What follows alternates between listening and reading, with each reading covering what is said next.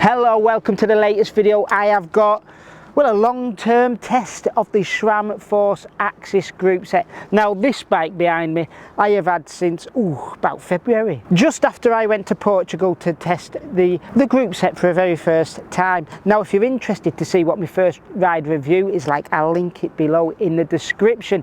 But this one is, well, it's February, an 8-month long-term test to see how it performs after many miles. And I'm also going to delve into seeing if it's worth upgrading if you've got the old group set, because I'm a lucky boy. I've got that on my personal bike, which has seen even more miles than this thing. Right, shall we crack on? Shall we delve into what looks a very fancy group set?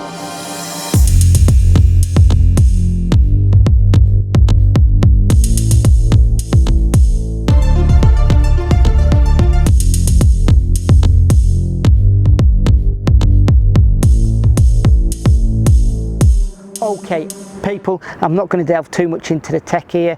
If you want to know all the super techie bits and bobs about this group set, I recommend going to check out the previous video that I did back in January at the launch. There's no point repeating myself here, is there? In fact, I'm just going to delve into probably the 3 main areas where this group set seriously differs to the old one. The first is, of course, those levers. Now it's a new lever shape, and the shape that we first saw on the rival group set, the model below the Force, about a year prior to this one being launched. I used the rival plenty of times and I liked it then, and I like it, of course, on the Force as well, especially if you've got smaller hands.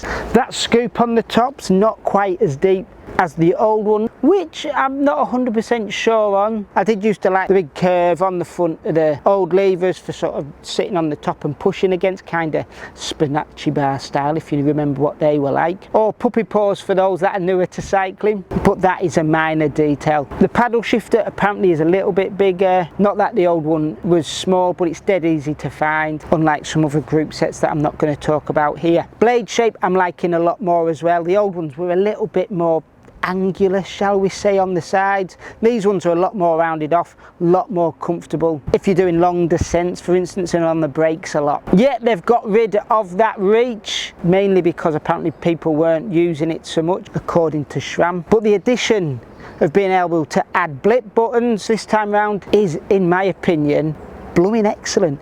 I never really used them before with any of the bikes that I had with the red group set, and I always thought it was a bit of a gimmick. But with this being a climbing bike, I found myself using the 2 blip buttons on the underside of the bars a lot when seated, generally going for the easier gear.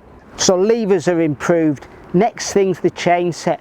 It definitely feels a little bit more positive than the old one, and that is because it is a 1-piece chainring setup now. The downside to that though is if you wear one chainring, either you're big or you're small out, you've got to replace the whole thing. But yes, the shifting is a lot more precise. As for the rest of the chain set, I'm liking the look of it. That's a personal opinion. And if you're going for the axle based power meter, that looks even slicker than, well, this one, which is tidier than the old one, but I'm sure could have been a little bit tidier. Next up is the Cassette. Definitely quieter than the old one. If it is the change of coating, it's a good job. Plus it doesn't look so knackered after many miles like the old black one did. As for the rest of the stuff, the performance of it, well, there's not a massive change there, and the reason is this isn't a full overhaul. Sram, with all their group sets, don't just produce one group set at the start of its life and leave it till the next generation.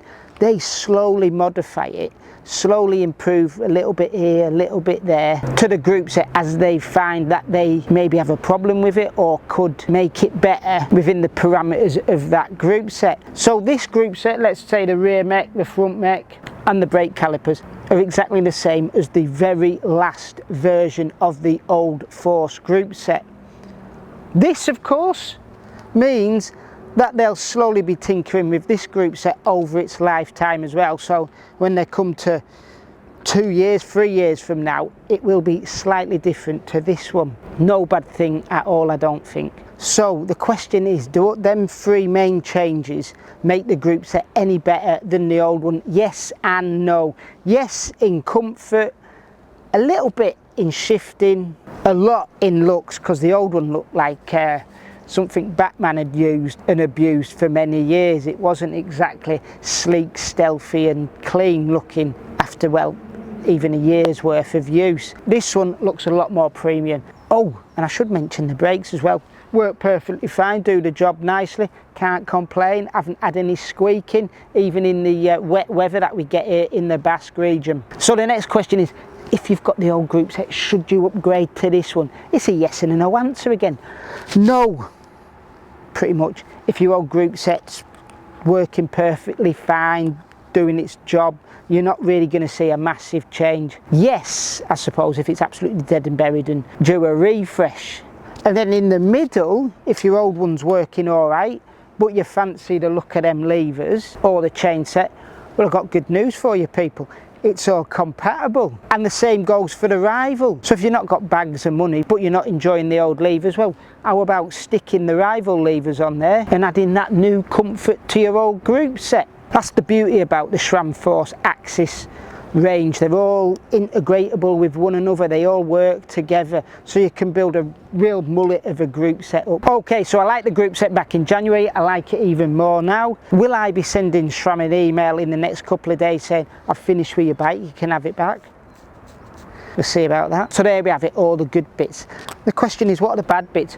Well, I suppose the major bad bit is it's not a massively major overhaul. Not like you get with Shimano when they jump from 11 to 12 speed and completely overhaul the group set, or Campagnolo, for instance, with the latest Super Record 12 speed wireless thing that's stupid money. This is just marginal changes for the most part. So there we have it, the relatively new Force AXS group set. It's getting a thumbs up from me. What about you? Have you got it? Would you like it? Let us know in the comments below. And as always, thanks for watching and enjoy your riding.